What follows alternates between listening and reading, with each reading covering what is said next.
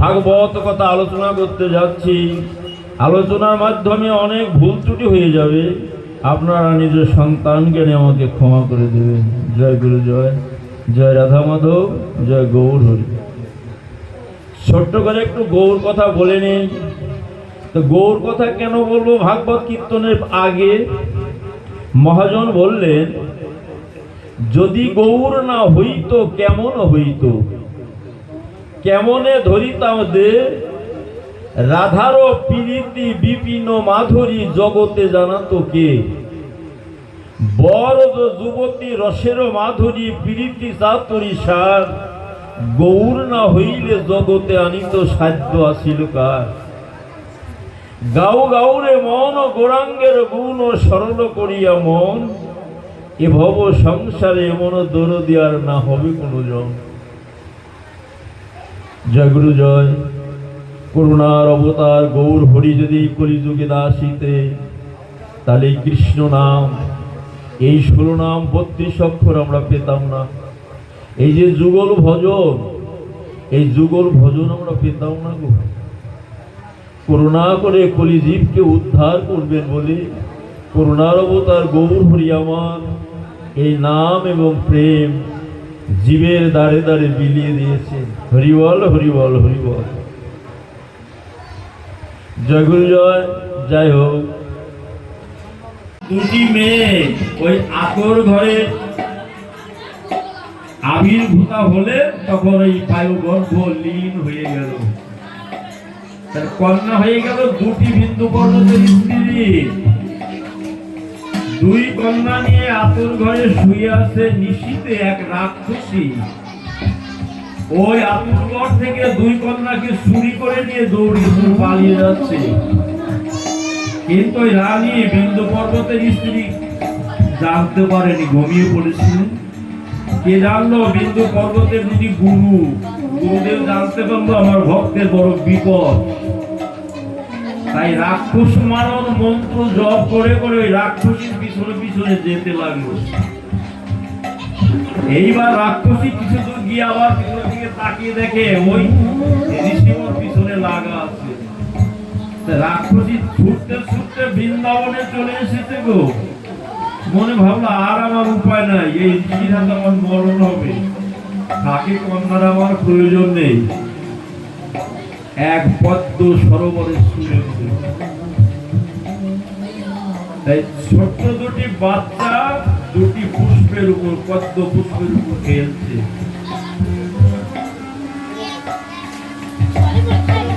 প্রভাতে বিশ্বভানু রাজা ভ্রমিতে ভ্রমিত ওই সরোবরের কিনারে সে দাঁড়িয়ে পড়েছে। তো মনে মনে ভাবলো পদ্মের উপরে না জানি কোনো কীট পোকা টোকা কিছু হবে। ভালো করে তাকিয়ে দেখলেন না, ছোট দুটি বাচ্চা।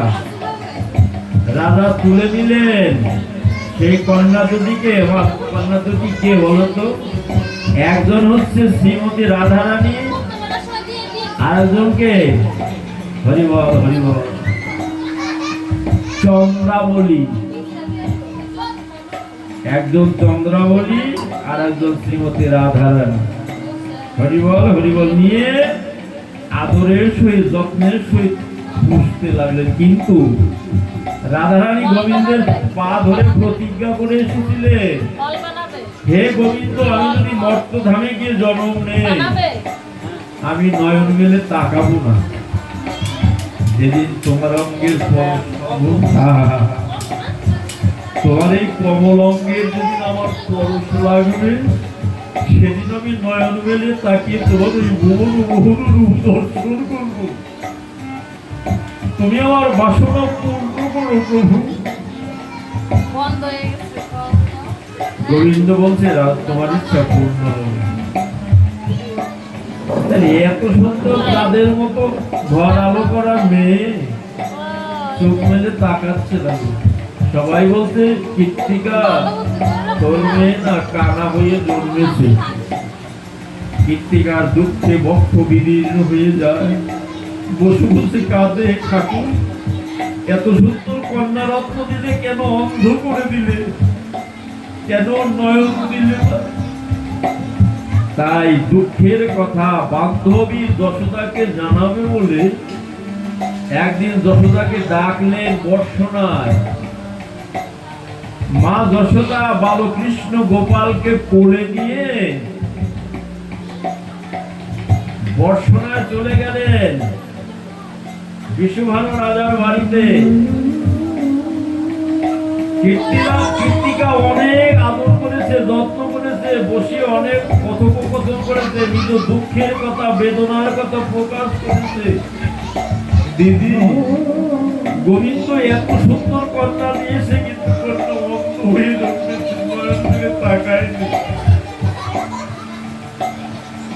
এইভাবে কথোপকথন হচ্ছে। গোপাল করেছে কি মা যশোদার কোল থেকে দেবে হামাগুড়ি দিয়ে দিয়ে যে ঘরে যে পালঙ্কে শ্রীমতী রাধারানী শয়নে ছিল ওই পালঙ্কের কাছে গিয়ে দাঁড়িয়েছে।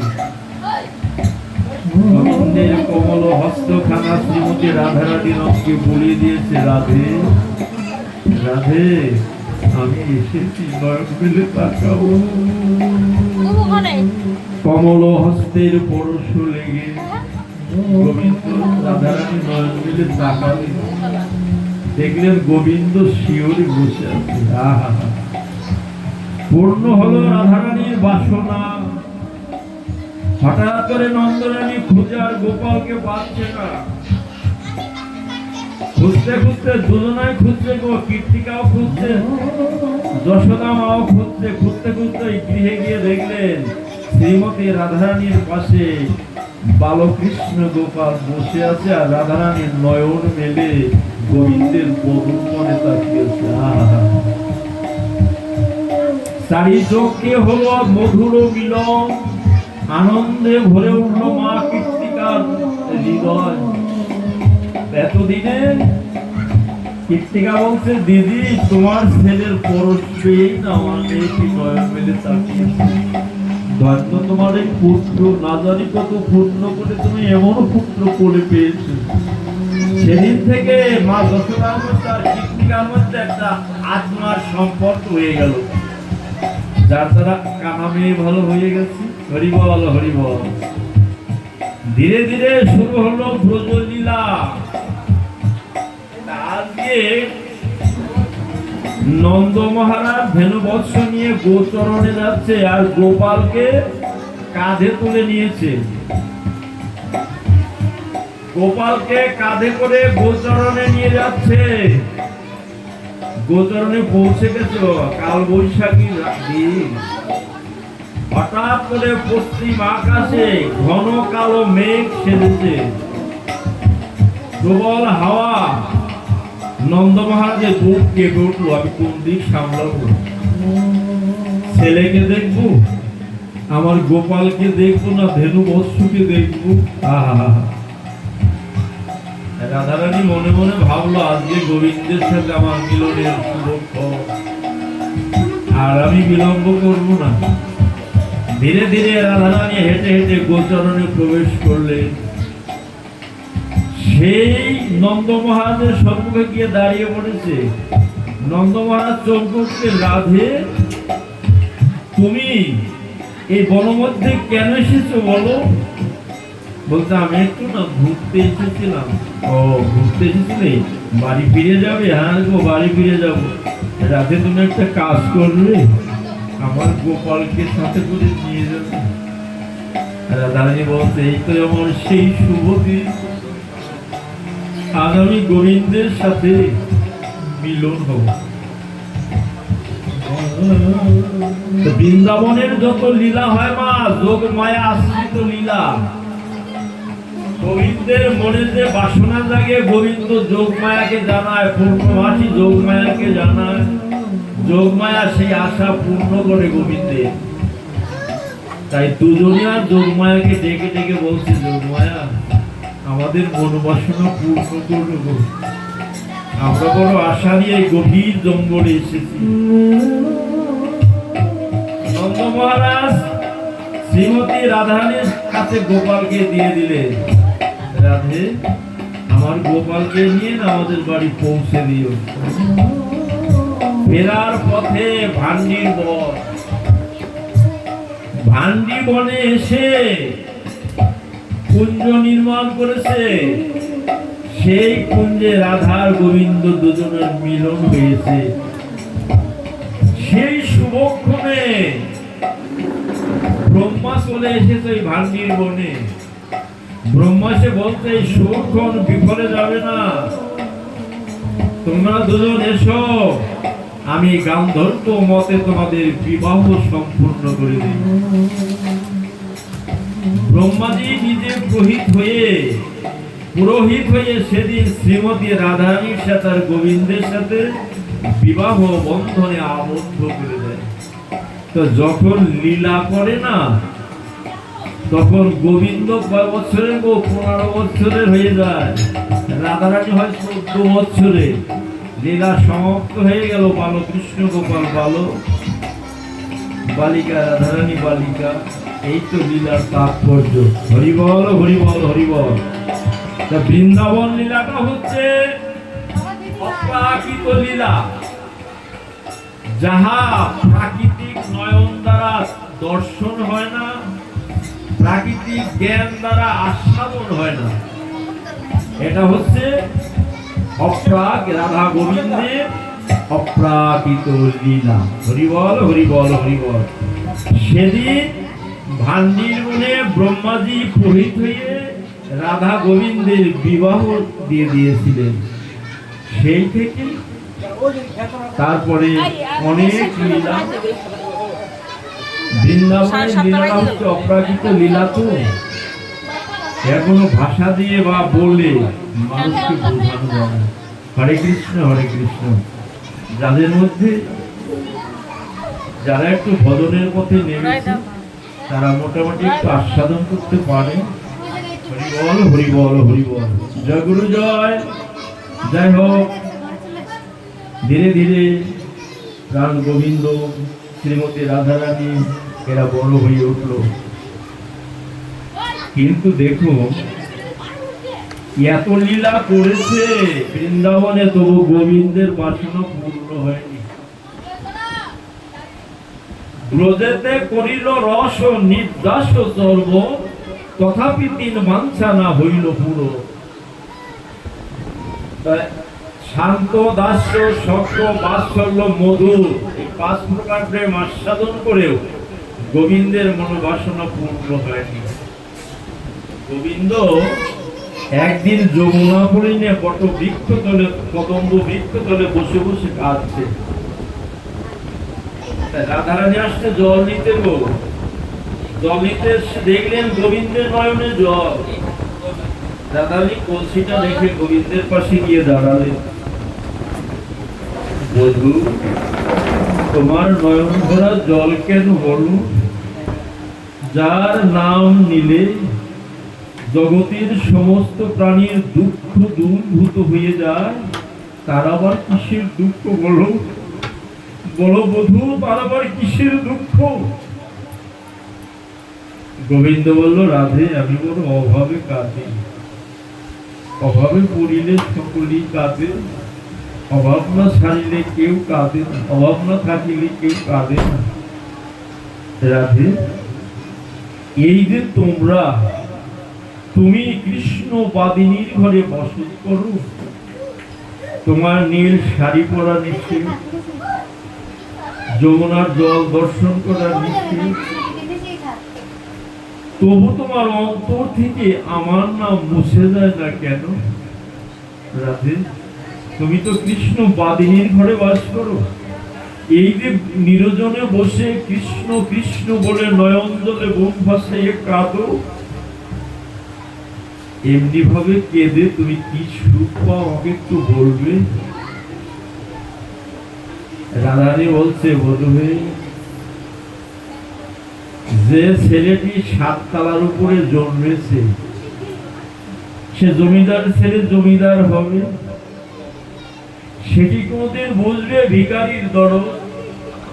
যার 7 তলা যে জন্ম নিয়েছে। বধূ শোনো, একজন ভিখারি ভিক্ষা করতে করতে এক জমিদারের দুয়ারে গিয়ে দাঁড়িয়েছে। জমিদার 3 তলা থেকে ডেকে বলছে, ও ভিখারি, এই যে তুমি ভিক্ষা করে খাও, ভিক্ষার অন্ন কেমন স্বাদ গো, আমাকে বলবে? আহা। ভিখারি বলছে, বাবু ভিক্ষার অন্ন যে কি স্বাদ আমি আপনাকে বলে বোঝাতে পারবো না। আপনি যদি কোনোদিন এই ভিক্ষার ঝুলি কাঁধে নিয়ে লোকের দুয়ারে দুয়ারে ভিক্ষা করে নিজ হস্তে রক্ষণ করে সেবা করতে পারেন, সেদিন বুঝবে ভিক্ষার অন্তরে কি ভাষা। হরি বল, হরি বল, হরি বল। বধূ, আমরা যে কৃষ্ণ বলে কাঁদি, কেন কাঁদি তুমি বুঝবে না। আমরা যে কৃষ্ণ কাঙ্গালি, তুমি যদি কোনদিন কাঙ্গাল হতে পারো তাহলে বুঝবে কৃষ্ণ বলে কাঁদার কত সুখ। গোবিন্দ বলছে, রাধে আমি তো কাঁদিতে চাই, পারি না কেন। আমার তো সাত জাগে কাঁদিতে, কিন্তু কাঁদিতে পারি না কেন বলো। রাধারানী বলছে, বধূ হয়ে যদি কাঁদিতে বাসনা থাকে, যে ভক্ত দিবানিশি কৃষ্ণ গোবিন্দ বলে কাঁদে, নয়নের জলে মুখ ভাসিয়ে কাঁদে, তুমি তার সঙ্গ করো, তার চরণ আশ্রয় করো, তবে তুমি একদিন কৃষ্ণ বলে কাঁদিতে পারবে। হরি বল, হরি বল, হরি বল।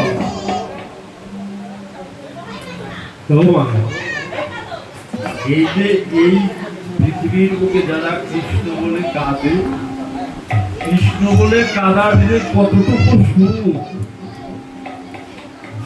যে কাঁদে না ও কাউকে বোঝাতে পারবে না। যেজন কাঁদে সেই বুঝে কৃষ্ণ বলে কাঁদার কত সুখ। গোবিন্দ রাধারানীর কাছে করজোড়ে গললগ্নি গীতবাসে বলছে, রাধে তোমার ওই মালা গাছে আমাকে ভিক্ষা দেবে। রাধারানীর গলে ছিল গজপতি হার, বলছে খুলে গোবিন্দকে দেবে। গোবিন্দ বলছে, না আমি ওই হার চাই না, ওই মালা চাই না।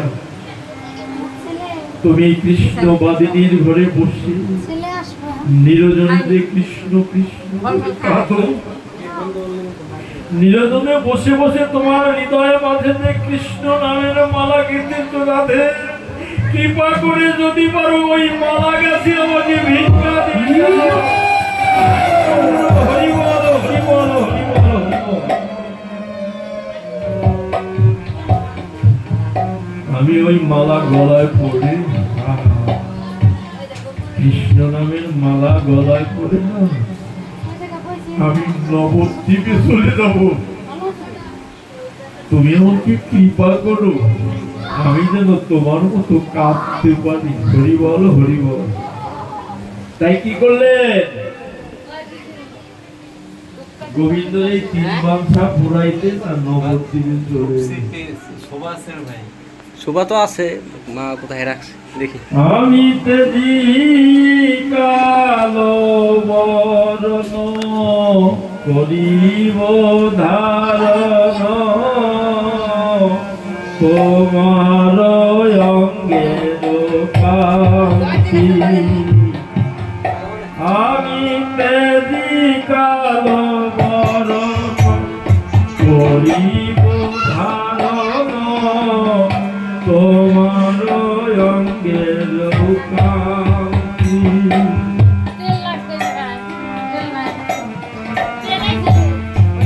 ওরে জয় রাধে বলিয়া কাঁদিয়া দাঁড়াবো,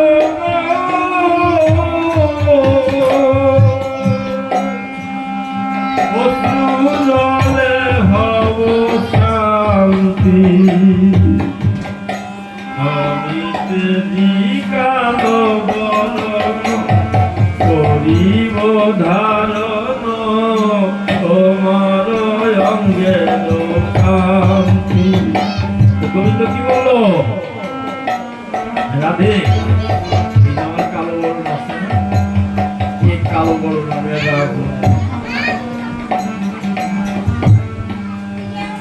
তোমার অঙ্গের কান্তি, তোমার ভাব বিলাস, ভাব ক্রান্তি বিলাস নিয়ে আমি নবদ্বীপে গিয়ে জন্মগ্রহণ করব শশী মাতার গর্ভে। আর কি করবো জানো? ওরে লয়ে ভক্ত করিব কীর্তন সবার সারিবে দেহ। আমি লয়ে ভক্ত করিব কীর্তন সবার সারিবে দেহ। তাই আমি তাই রাধে বলিয়া ভোলায় গরি দিব গো। তাই রাধে বলিয়া ভোলায় গরি দিব গো। রাখিতে নারিবে কেহ।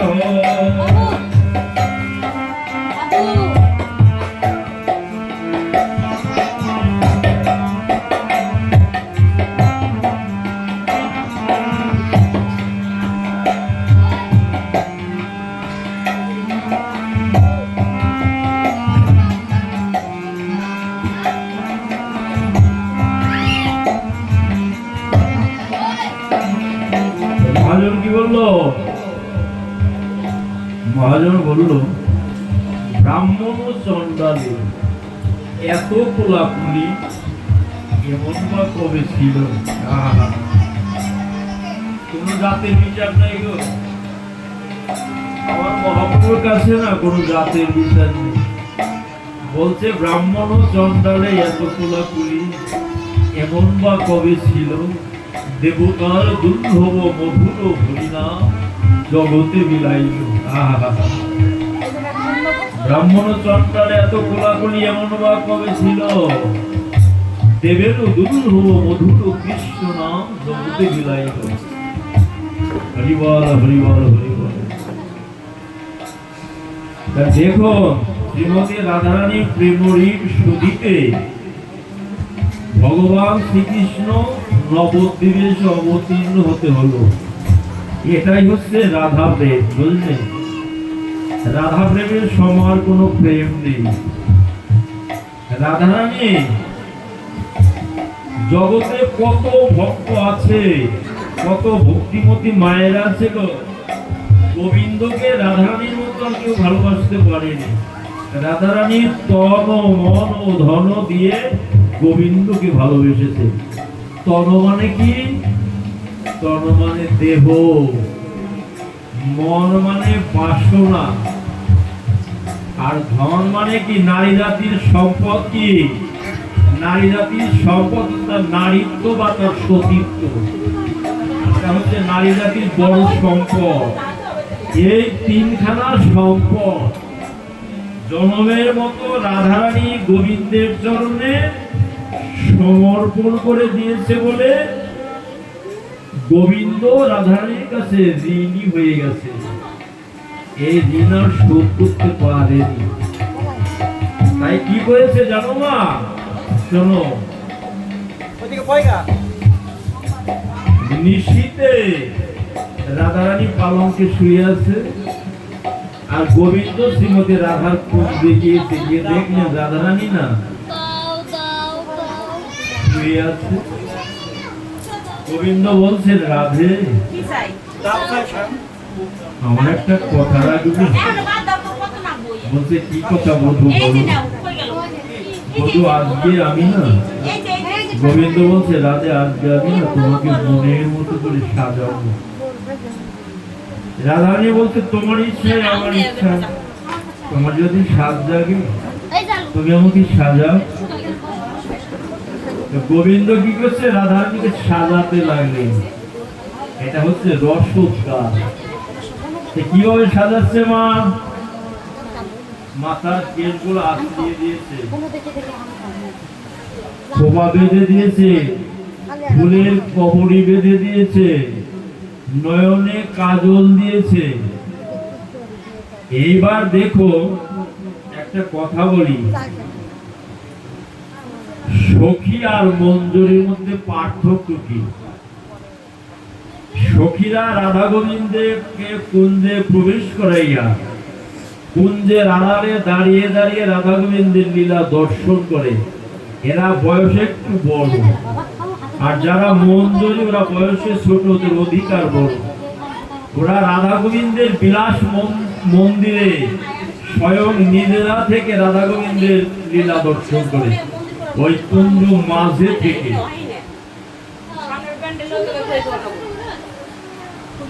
সখীগণ করেছি কি, কুঞ্জের আড়ালে দাঁড়িয়ে দাঁড়িয়ে এই দর্শন করছে গোবিন্দ কি করছে। এইবার করেছি কিনা জানেন, একটা বাটিতে আলতা নিয়ে, যেটাকে বলে যাবো, আলতা নিয়ে না রাধারানীর চরণে পড়িয়ে দেবে, কিন্তু ঠিকভাবে দিতে পারছে না। কেন গো? গোবিন্দের নয়নের জল ধরে বুক ভেসে যাচ্ছে, চোখে ঝাপসা দিয়েছে, ভালো দেখতে পাচ্ছে না, এলোমেলো হয়ে যাচ্ছে, দাগগুলো বাঁকা হয়ে যাচ্ছে। সখীরা কুঞ্জের আড়ালে দাঁড়িয়ে বলছে, বেরসি বেরসি। আমাদের না বধুয়া হচ্ছে বেরসি। রাধারানীর চরণে একটু আলতা পরিয়ে দিয়ে পড়াতে পারছে না, হাত কাঁপছে, কিন্তু কেন যে কাঁপছে তা তো বুঝতে পারছে না। অতি কষ্টে গোবিন্দ শ্রীমতীর চরণে আলতা পরিয়ে দিলেন, চরণের এক পাশে কৃষ্ণ নাম লিখে দিলেন। তাই গীত গোবিন্দ গ্রন্থে জয়দেব গোস্বামী একটা শ্লোক লিখেছে, স্বর গরল খণ্ডন মম শিরসি মণ্ডন দেহি পদ পল্লব মোদরম জয় রাধে। হে শ্রীমতী রাধারানী, আমি তোমার চরণের দাস, তোমার চরণ আমি আমার মস্তকে তুলে দিই। নিতাই গৌর হরিবল হরিবল হরিবল। নাম লিখে দিয়েছে কৃষ্ণ নাম রাধারানীর চরণে গো। আর কি বলছে? নয়ন জলে বুক ভাসে বলছে, রাধে রাধে। আমার একটা কথা রাখবে। রাধারানী বলছে, বলবো কি কথা তোমার? রাধে, তোমার প্রেম ঋণের দায়ে আমি 84 ক্রোশ বৃন্দাবন বিকিয়ে দিয়েছি, আমার আর দাঁড়াবার একটু জায়গা নেই।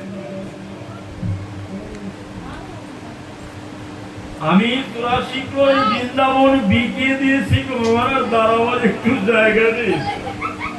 রাধে, তোমার চরণের এক পাশে আমাকে যদি একটু জায়গা দিতে, তোমার চরণের এক পাশে আমাকে একটু জায়গা দেবে। আহা, সেই আলতা মাখানো চরণ দুখানি গোবিন্দ নিজ বক্ষে জড়িয়ে ধরেছে। আহা, প্রভাতে যখন প্রভাত হয়ে গেছে, যারা নিম্ন সখী কমলা বিমলা অবলা সরলা, ওরা শ্রীমতী রাধারানীর কাছে ছুটে এসেছে, রাধে ও রাধে, সারাটা জীবন ভরে তুই কি গোবিন্দকে ভালোবেসে গেলি, না গোবিন্দ তোকে ভালোবাসে? বল, আমাদের কাছে একটু বলবি, সারা জীবন ধরে তুই শুধু গোবিন্দকে ভালোবাসলি, না গোবিন্দও তোকে ভালোবাসে? কত নিশীতে গোবিন্দ তোর সাথে যে লীলা করেছে, আমাদের একটু বলবি, আমাদের শুনতে না ভালোবাসে। হরিবল হরিবল হরিবল। রাধারানী দুটি নয়নের জল ছেড়ে দিয়ে বলছে, বিমলা রে, শুনবি আমার বন্ধুর কথা, শুনবি? ওমা, তাহলে শ্রীমতী রাধারানী গোবিন্দের প্রেমের গুরু হলো কেন? এটা অধিকার, অধিকার অর্জন করতে হয়। দেখবেন কোন মেয়ে যদি বিয়ে হয় না, বিয়ের আসলে কি করে, স্বামীর দক্ষিণ দিক পরশ করে এনে বাম দিকে বসিয়ে দেয়। কেন? একটা ইঙ্গিত করে দিল, ওমা তুমি যদি যোগ্য সহধর্মিণী হতে পারো তাহলে সেদিন তুমি তোমার স্বামীর প্রেমের গুরু হবে, তোমার স্থান হবে তোমার স্বামীর দক্ষিণ। হরি বল, হরি বল, হরি বল।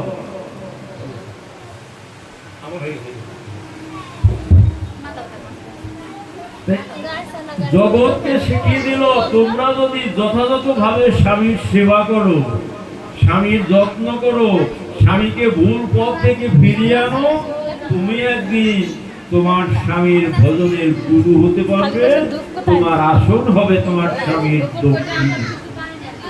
বিবাহের সময় এই ইঙ্গিতটা ঠাকুর মশাই বলে দেয়। যাই হোক, শ্রীমতী রাধারানী নিশীর যে লীলা, সেই লীলার কথা অবলা সরলা কমলা বিমলা তাদের কথা বলছে। সখীরে, গোবিন্দ আমাকে কত ভালোবাসে শুনলি, শোন আমি বলি।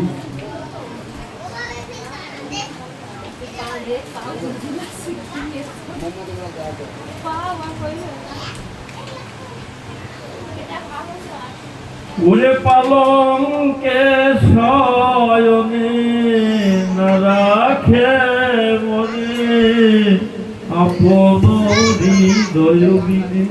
সখীরে, গত নিশীতে গোবিন্দ আমাকে পালঙ্কে শুতে দেয় নাই, সারাটা নিশি নিজ বক্ষে করে আমাকে রেখেছে। কি বলবো তোদের কাছে বল, দেখ গোবিন্দ আমাকে কেমন ভালোবাসে। পালঙ্কে শয়নে না রাখিল মোরে আপন হৃদয় বিনে।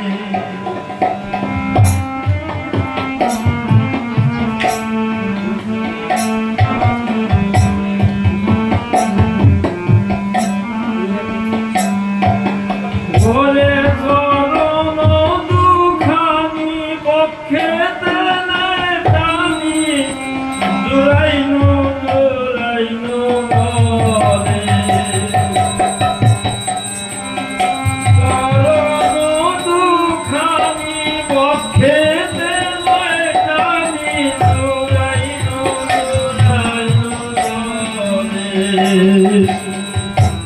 আপন হাতে যাব কলইয়া নাম লিখিল চরণ পরে।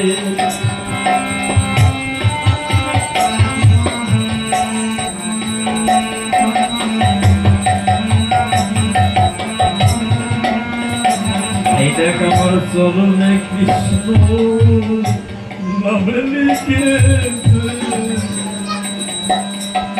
সখীরে, আমার চরণে কৃষ্ণ নাম লিখেছে, বলে রাধে কৃপা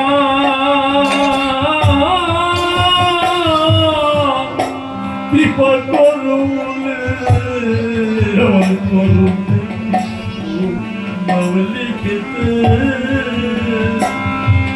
রাধে কৃপা করো বলে চরণে কৃষ্ণ নাম লিখেছে। সখীরে, আমার চরণ ধরে বধূ কত কেঁদেছে। চরণ ধরে বধূ কত কেঁদেছে। নয়নের জলে ভেসে ভেসে চরণে ধরে বধূ কত কেঁদেছে। নয়ন যাবে বুবু হাসায় চরণ ধরে বধূ কত কেঁদেছে। চরণ ধরে বধূ কত কেঁদেছে। চরণ ধরে বধূ কত কেঁদেছে। রাধে তোমার চরণ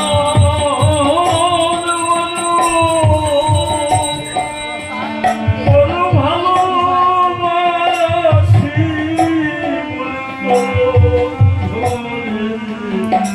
কত কেঁদেছে।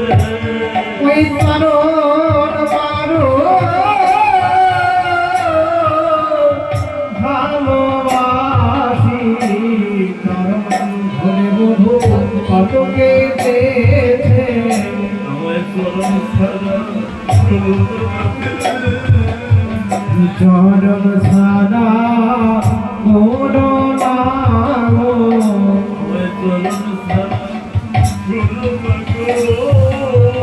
চরণ ছাড়া করুণা গো আমি ওই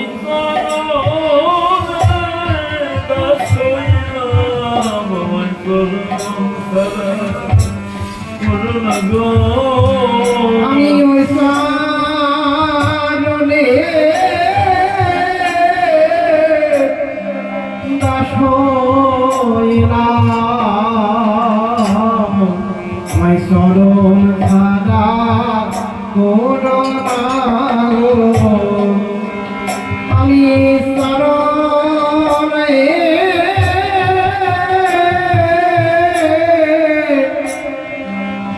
দাস হইলাম আমায় চরণ ছাড়া করুণা গো জয় গুরু জয় জয় বাবা।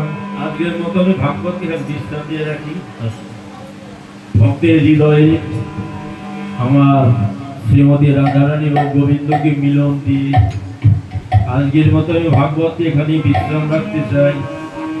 দেখুন এই পৃথিবীতে না কতজনের কত আশা, আমারও তেমন একটা আশা ছিল।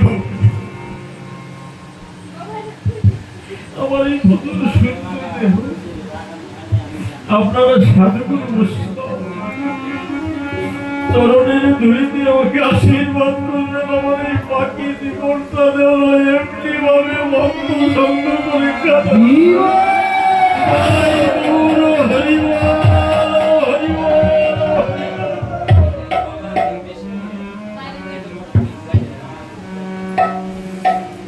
হরিবল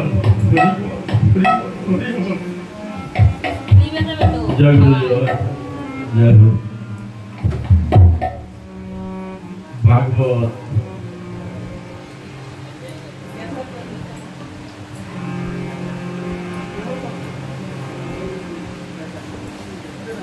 ভাগবত হচ্ছে নিগম কল্প তরুর গলিত ফল সুখ মুখ দ্রব সংযুত পিবত ভাগবতর সময় মোহর মোহ রসিক ভাবুকা। ছবি তোলার কাম ছিল ভাগবত হচ্ছে বাইরে যাই তুলো মানে তো বাবারে জামাই জামাই লাগে জামাই জামাই লাগছে এখানে গৌরী প্রত্যেকটি ভক্তকে বলছি ভাগবত হচ্ছে বেদ কল্প তরুর রসে ভরা মানব। এবং এখানকার যে মায়েরা আছে তাদের বলছি প্রদীপ ঘরে দেব আমার সঙ্গে আরতি হওয়ার পর একসঙ্গে আমরা পরিক্রমা করব। জয় রাধে জয় জয় জয় গৌর। মহাজন বললেন হে শুধু ভক্তগণ, তোমরা দিবানিশি এই ভাগবত সুধারস পান করে তোমাদের মানব জনম ধন্য করো। আর কি বললেন? দুর্লভ মানব জনম পাইয়া যে তোর একদিনও ভাগবত কথা শোনেনি তার মানব জনম বিফলে চলে যাচ্ছে। হরিবল হরিবল। আর কি বলছে? কেউ যদি মরণের বিছানায় শুয়ে থাকে, সেই অন্তিমের বান্ধব হইয়া মরণের বিছানার পাশে বসে যদি কেউ তাকে ভাগবত কথা শ্রবণ করায়, শুনিতে শুনিতে ভাগবত কথা যদি তার দেহ ছেড়ে প্রাণ পাখি উড়ে যায়, গোবিন্দ তার জন্য বৈকুণ্ঠের দ্বার খুলে রেখে দেয়। নিতাই গৌর হরিবল হরিবল হরিবল হরিবল। মহাজন বললেন হে সুধী ভক্তগণ, তোমরা ভাগবতের অর্চনা করো, বন্দনা করো, ভাগবত পুজো করো, ভাগবত কীর্তন করো এবং ভাগবত শ্রবণ করো। শুনিলে কি হবে মা? মহাজন বললেন শ্রবণ মঙ্গল, শুনিলেই সকলের মঙ্গল হবে। জয় গুরু জয়। যাই হোক, যে গৃহে আমরা এসেছি শ্রীমতী রাধারানীর জন্মাষ্টমীর লক্ষ্যে এই গৃহস্থের মঙ্গল হোক, এখানকার সকলের মঙ্গল হোক, সবাই যেন ভালো থাকে, সবাই যেন সুখে থাকে, সবার মধ্যে যেন ধীরে ধীরে কৃষ্ণ ভক্তি কৃষ্ণ প্রেম জয় রাধে জয় রাধে জয় রাধে।